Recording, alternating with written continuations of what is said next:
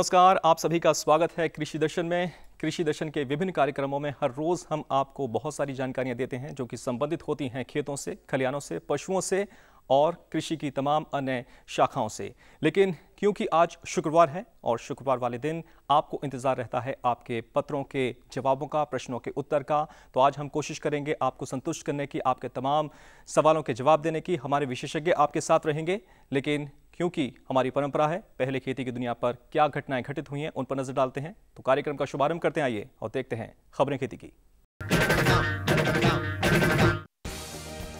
खाद्य मंत्री ने कहा, गेहूं, चावल और चीनी के दाम रहेंगे नियंत्रित। 2 दिवसीय राष्ट्रीय कृषि सम्मेलन हुआ संपन्न। बुआई में बढ़ोतरी से तिलहन का रिकॉर्ड उत्पादन होने का अनुमान और आलू प्याज के उत्पादन में लगातार हो रही बढ़ोतरी। नमस्कार, खबरें खेती की में आपका स्वागत है। मैं हूं रीना रावत। अब खबरें विस्तार से। केंद्रीय खाद्य मंत्री ने कहा है कि इस साल कमजोर मानसून का असर आवश्यक खाद्य वस्तुओं के दामों पर नहीं पड़ने दिया जाएगा। गेहूं, चावल और चीनी के दामों को नियंत्रण में रखा जाएगा। किसान भाइयों, खेती बाड़ी पर विशेष ध्यान देने वाली केंद्र सरकार ने इस साल कमजोर मानसून के रुख को देखते हुए आवश्यक खाद्य वस्तुओं के दामों पर नियंत्रण रखने के प्रयास तेज कर दिए हैं।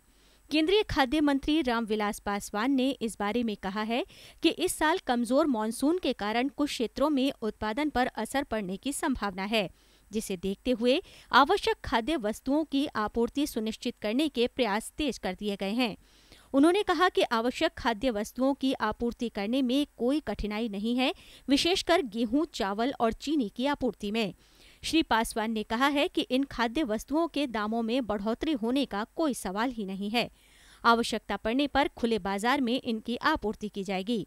इन वस्तुओं के दामों को नियंत्रण में रखने के लिए केंद्र सरकार ने 10 लाख टन गेहूं खुले बाजार में बेचने के लिए गोदामों से निकाला है।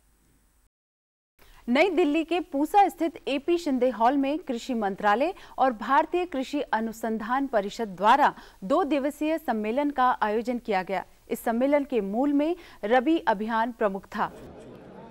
रबी सीजन में जो खरीफ के अंदर जिन क्षेत्रों में वर्षा नहीं हुई, वहाँ जमीन में मॉइस्चर कम होगा, वहाँ तो प्रभावित करेगा ही। रबी के फसल में भी हम खरीफ की तरह अपने टारगेट पर पहुँच जाए विपरीत मौसम के बावजूद। चालू खरीफ सीजन में देश के विभिन्न हिस्सों में तिलहन की बुआई में हुई बढ़ोतरी को देखते हुए तिलहन का रिकॉर्ड उत्पादन होने का अनुमान है। खरीफ सीजन में मौसम की मेहरबानी के कारण देश के विभिन्न हिस्सों में तिलहन की बुआई में काफी बढ़ोतरी हुई है। कृषि मंत्रालय के अनुसार चालू खरीफ सीजन में तिलहन की बुआई बढ़कर 186.7 लाख हेक्टेयर में हो चुकी है, जबकि पिछले साल इस समय तक केवल 172.21 लाख हेक्टेयर क्षेत्रफल में ही तिलहन की बुआई हुई थी। तिलहन फसलों की बुआई में हुई इस वृद्धि को देखते हुए कृषि मंत्रालय ने अपने आरंभिक अनुमान में मौजूदा खरीफ सीजन में तिलहन का रिकॉर्ड उत्पादन होने का अनुमान लगाया है। अनुमान के अनुसार इस बार तिलहन का उत्पादन 178 लाख टन होने की उम्मीद है। तिलहन का उत्पादन बेहतर होने से तेलों के दाम नियंत्रण में रहेंगे। देश में आलू और प्याज के उत्पादन में लगातार बढ़ोतरी हो रही है। सरकार का प्रयास है कि इन दोनों के उत्पादन के मामले में देश आत्मनिर्भरता प्राप्त कर ले, जिससे इसके आयात की जरूरत न पड़े। केंद्रीय खाद्य प्रसंस्करण उद्योग राज्य मंत्री डॉक्टर संजीव कुमार बालियान ने कहा है कि देश में आलू और प्याज के उत्पादन में लगातार बढ़ोतरी हो रही है। उन्होंने जानकारी देते हुए कहा कि वर्ष 2011-12 में आलू उत्पादन 94.21 लाख टन हुआ था, जो वर्ष 2012-13 में बढ़कर 100.17 लाख टन और वर्ष 2013-14 में बढ़कर 120.12 लाख टन तक पहुंच गया है। इसी तरह वर्ष 2011-12 में प्याज उत्पादन 92.01 लाख टन हुआ था, जो वर्ष 2012-13 में बढ़कर 95.19 लाख टन और वर्ष 2013-14 में बढ़कर 111.27 लाख टन तक पहुंच गया। श्री बालियान ने कहा कि सरकार का प्रयास है कि आलू प्याज के उत्पादन के मामले में देश आत्मनिर्भरता प्राप्त कर ले, जिससे इसके आयात की जरूरत न पड़े। देश में प्याज उत्पादन को बढ़ाने के लिए नए रास्ते तलाशे जा रहे हैं, जिससे इसके उत्पादन को ज्यादा से ज्यादा बढ़ाया जा सके। पश्चिम बंगाल में खरीफ सीजन में प्याज उत्पादन करके इसकी कमी को पूरा करने का प्रयास किया गया है। आलू प्याज के अलावा टमाटर और फूल गोभी के उत्पादन में भी बढ़ोतरी हो रही है। मौसम में काफी बदलाव आ रहे हैं, ऐसे में फसलों की समुचित देखभाल करना जरूरी है। तो आइए लेते हैं मौसम की जानकारी। मौसम विज्ञान विभाग के अनुसार असम, अरुणाचल प्रदेश, सिक्किम, मेघालय सहित पूर्वोत्तर के क्षेत्रों में बारिश में बढ़ोतरी हो सकती है।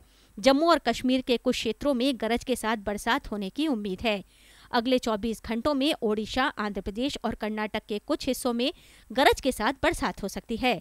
पश्चिम मध्य प्रदेश, पश्चिमी उत्तर प्रदेश के अलावा राजस्थान के कुछ इलाकों में बरसात होने की उम्मीद है। देश के अन्य हिस्सों में भी बरसात होने की संभावना है। खेती की खबरों में आज इतना ही। कृषि दर्शन कार्यक्रम में और अधिक रोचक और ज्ञानवर्धक जानकारियों के लिए आप देखते रहिए कृषि दर्शन।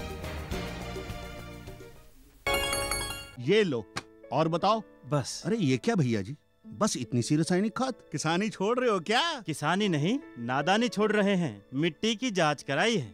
अब तो लालाजी जितनी जरूरत है उतने ही उर्वरक खेत में डालेंगे। हाँ, किसान भाई आज ही अपने जिले की नजदीकी भूमि परीक्षण प्रयोगशाला में मिट्टी की जांच जरूर करवाएं और मिट्टी में पोषक तत्व, नमी व पौधे के विकास को देखते हुए केवल जरूरत के अनुसार ही पोषक तत्व डालें। और हाँ, मिट्टी में गंधक, जस्ता, बोरोन जैसे सूक्ष्म पोषक तत्वों का पता लगाना भी न भूलें।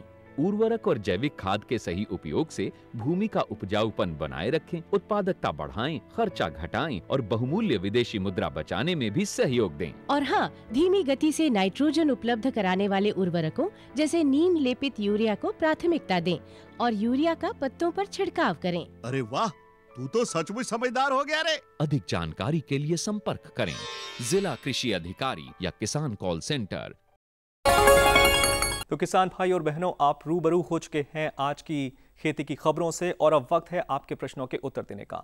यकीन मानिए बहुत सारे पत्र हमें मिले हैं और इसमें बहुत सारी जिज्ञासाएं हैं, बहुत सारे सवाल हैं जो कि संबंधित हैं मिर्च, उड़द, धान, कपास इत्यादि से। डॉक्टर BS तोमर जो कि कृषि विशेषज्ञ हैं हमारे बीच रहेंगे, आपकी तमाम जिज्ञासाओं के समाधान करेंगे और आपके सवालों के जवाब देंगे। तो आइए देखते हैं आपकी चिट्ठी।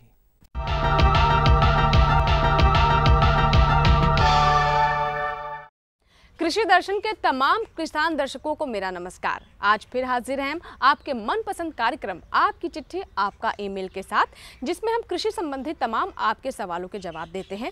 हमें बहुत खुशी होती है जब देश के दूर दराज सुदूर इलाकों से आपके प्रश्न हम तक पहुंचते हैं और हमारी कोशिश होती है ज़्यादा से ज़्यादा प्रश्नों के जवाब देने की।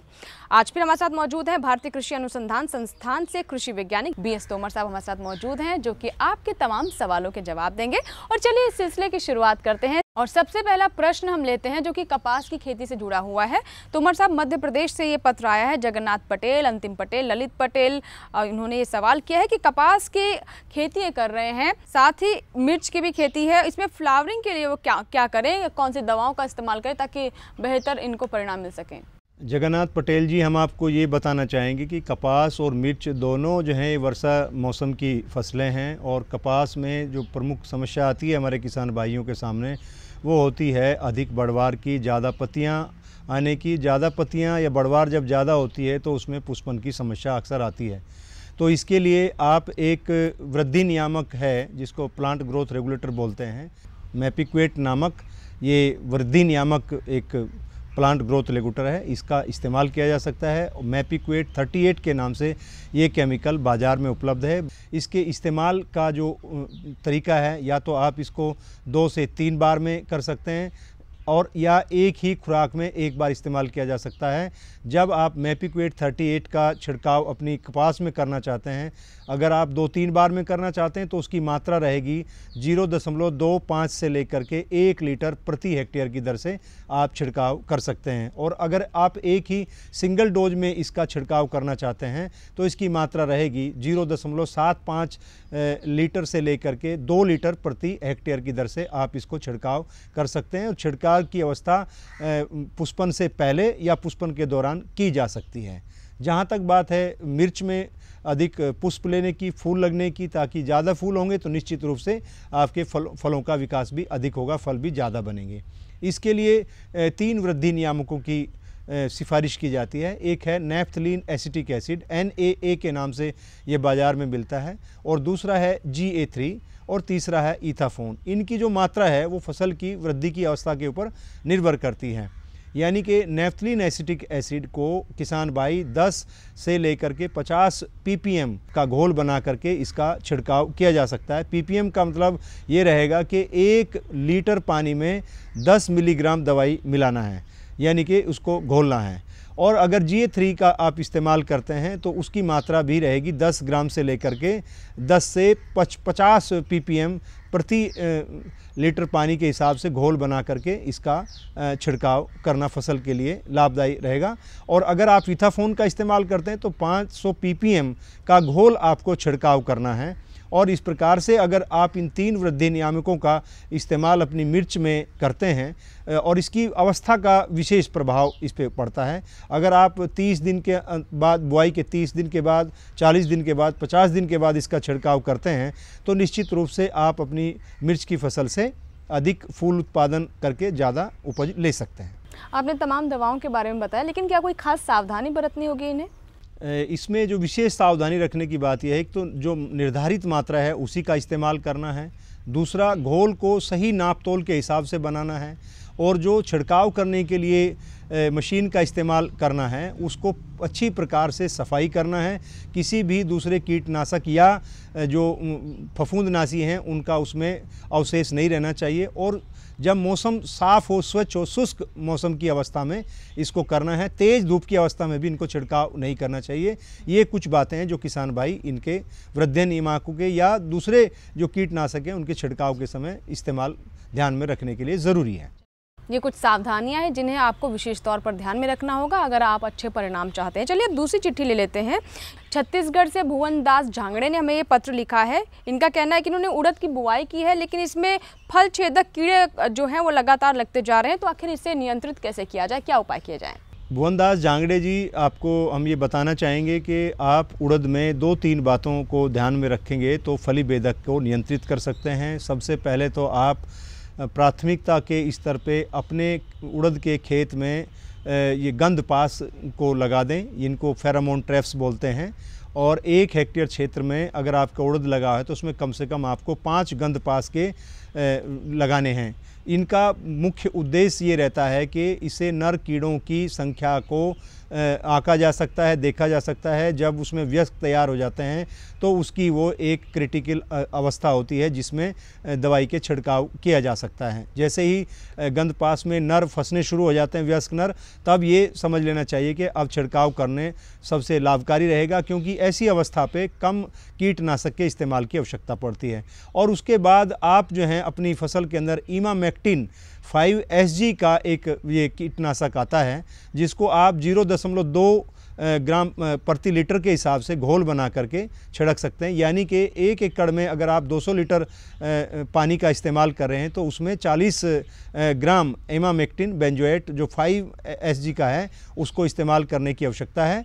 और इसको आप छिड़काव करेंगे तो निश्चित रूप से आप अपनी फसल में फली बेधक का उड़द में प्रभावी नियंत्रण कर सकते हैं। इसके अतिरिक्त आजकल हमारे किसान भाई जो हमारे कार्बनिक कीटनाशक हैं उनका भी इस्तेमाल करना चाहते हैं तो NSK एक होता है, नीम सीड केक कर्नल, इसका 5% का घोल बना करके हमारे किसान भाई अपनी उड़द की फसल में बचाव के लिए इस्तेमाल कर सकते हैं। या नीम का जो तेल है वो 50 मिलीलीटर तेल 1 लीटर पानी के हिसाब से घोल बना करके नीम के तेल का भी उड़द की फसल में छिड़काव किया जा सकता है। इस प्रकार जो कार्बनिक या प्राकृतिक जो हमारे स्रोत हैं कीटनाशकों के, उनका भी इस्तेमाल फली बेधक के नियंत्रण के लिए किसान भाई आप कर सकते हैं। एक और पत्र आया है मध्य प्रदेश झाबुआ से। मांगी लाल पाटीदार का प्रश्न है, ये कहते हैं कि ये आलू की चिप्स बनाने की मशीन खरीदना चाहते हैं, तो ये कहाँ से मिल सकती है?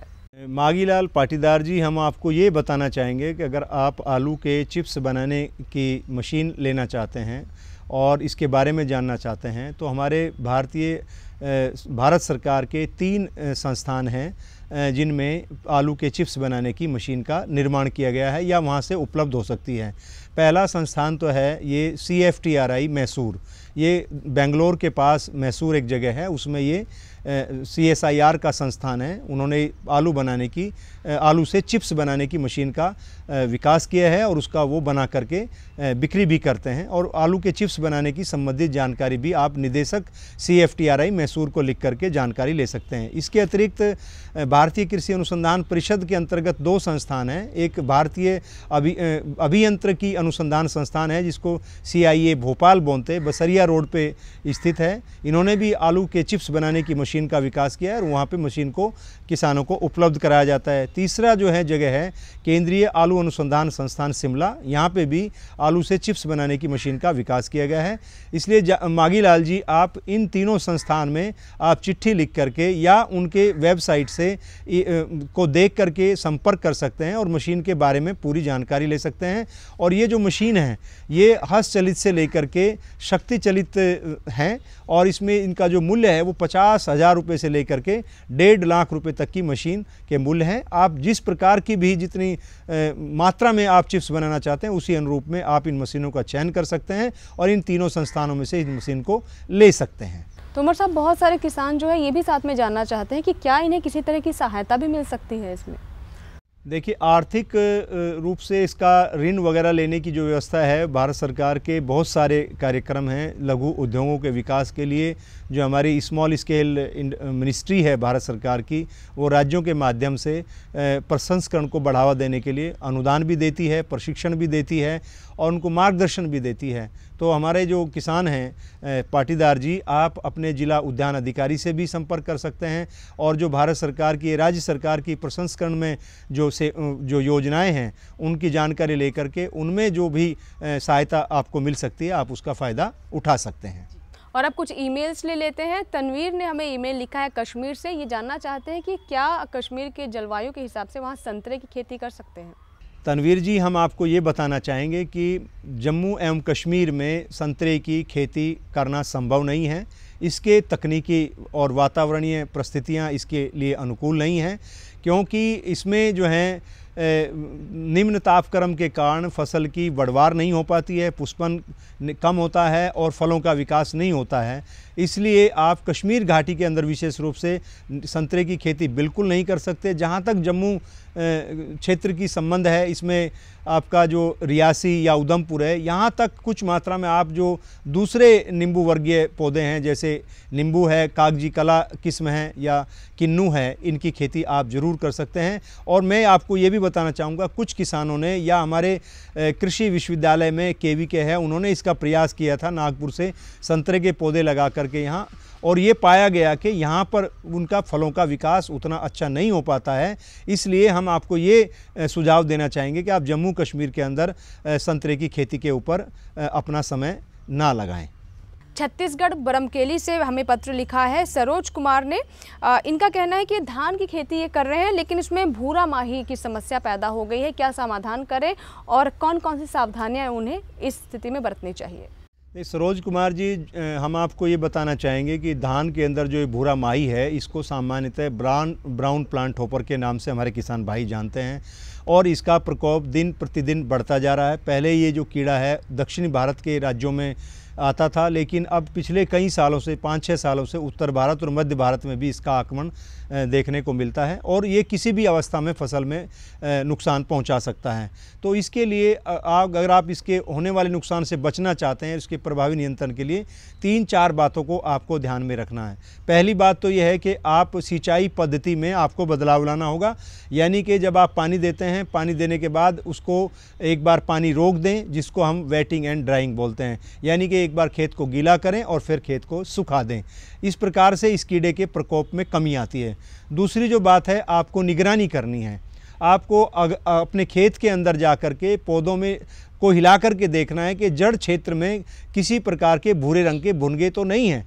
अगर हिलाने पे भूरे रंग के भुनगे पौधे से झड़ते हैं तो उनकी संख्याओं को भी देखना ज़रूरी है। अगर ये बहुत ज़्यादा मात्रा में है तो ये नुकसान पहुंचा सकता है। अगर कम संख्या में है तो इनसे घबराने की आवश्यकता नहीं। अगर प्रारंभिक अवस्था में आप इनका पहचान कर लें तो हमारे किसान भाई इसका प्रभावी नियंत्रण कर सकते हैं। और इसके नियंत्रण के लिए 20 किलोग्राम रेत ले लें और रेत में 4 से 5 लीटर मिट्टी का तेल उसको मिला करके खेत के अंदर उसका छिड़काव कर दें। 1 एकड़ क्षेत्र में 20 किलोग्राम मिट्टी का 5 लीटर मिट्टी का तेल 20 किलोग्राम रेत में मिला करके उसका छिड़काव बुरकाव फसल में किया जा सकता है। लेकिन बुरकाव कब करना है, इस बात के लिए ये जानना जरूरी है कि खेत में हल्की नमी होनी चाहिए, मौसम शुष्क होना चाहिए और पत्तियों के ऊपर ओस ना रहे। यानी कि 9 से 11 बजे के बीच में या 3 बजे से 5 बजे के बीच में हमारे किसान भाई अपनी धान की फसल में मिट्टी के तेल को जो रेत के अंदर मिला करके उसका बुरकाव कर सकते हैं और इस ब्राउन प्लांट हॉपर का नियंत्रण कर सकते हैं। लेकिन इसके साथ साथ कई बार ये बहुत ज़्यादा मात्रा में आ जाता है या इसके आने की अंदेशा होता है, तो हम अपने किसान भाइयों को ये भी बताते हैं कि रासायनिक जो कीटनाशक हैं उनका प्रोफाइलेटिक यानी कि बचाव के लिए भी हमारे किसान भाई इसका छिड़काव कर सकते हैं। और एक कीटनाशक है ग्लैमर के नाम से जो मिलता है, इसकी 50 ग्राम मात्रा प्रति एकड़ छिड़काव करके इसको रोका जा सकता है प्रोफाइलेटिक स्प्रे करके। बहुत सारी कीटनाशक कंपनियां इनको बना रही हैं, अलग अलग नाम से उसको बेचती हैं। तो आप इसके लिए जो रस चूसने वाला कीड़ा है प्रमुख रूप से, उसके लिए इन कीटनाशकों का इस्तेमाल किया जा सकता है। और अगर आपके खेत में ज़्यादा मात्रा में आ जाते हैं तो एक फ्लोटिस नामक एक कीटनाशक है, उसका भी इस्तेमाल 300 ग्राम प्रति एकड़ के हिसाब से किया जा सकता है। और साथ ही साथ वेटिंग ड्राइंग को निश्चित रूप से आपको अपनाना है। अगर इन 4-5 बातों का आप ध्यान रखते हैं तो आप धान की फसल में जो ब्राउन प्लांट हॉपर है यानी कि जिसको आप भूरा माही कीड़ा मान रहे हैं, इसका प्रभावी नियंत्रण किया जा सकता है। और साथ ही साथ आपको अपने जो आसपास के किसान हैं उनको भी जागृत करना है, क्योंकि अगर आपने अपने खेत में बचाव के रूप में इसका छिड़काव कर लिया और दूसरे किसानों ने ऐसा नहीं किया तो उसके खेत से इन कीड़ों का पुनः आपके खेत में आक्रमण होना संभव है। इसलिए इसको अगर सामुदायिक स्तर पर, ग्रामीण गांव के स्तर पे, एक कम्युनिटी के स्तर पे इसके नियंत्रण को किया जाए तो कम प्रयासों के साथ इस कीड़े का प्रभावी नियंत्रण संभव है।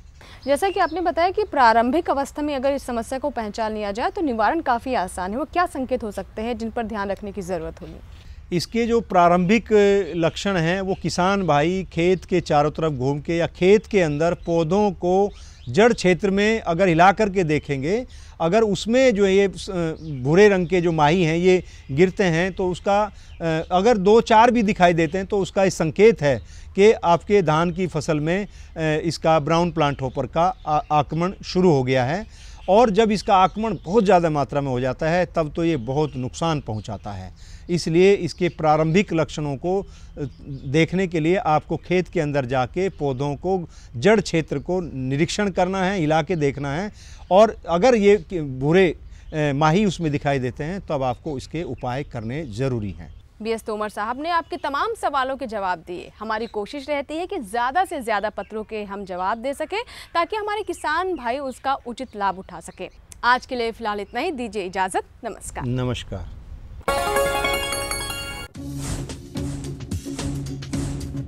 जुड़िए हमारे साथ ट्विटर पर twitter.com/कृषिदर्शन-dd, फेसबुक पर facebook.com/कृषिदर्शन-dd और देखिए कृषि दर्शन अब YouTube पर भी youtube.com/user/कृषिदर्शन-dd।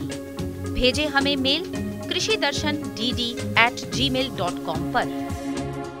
कृषि दर्शन कमरा नंबर 10, CPC दूरदर्शन, खेलगांव, नई दिल्ली 110049। तो किसान भाई और बहनों, हम ऐसी आशा करते हैं कि आपका और हमारा ये सिलसिला पत्रों का, पत्राचार का लगातार यूं ही बना रहेगा। आप यूं ही हमसे सवाल करते रहेंगे और हम आपको संतुष्ट करने की कोशिश करते रहेंगे अपने विशेषज्ञ के जवाबों के जरिए।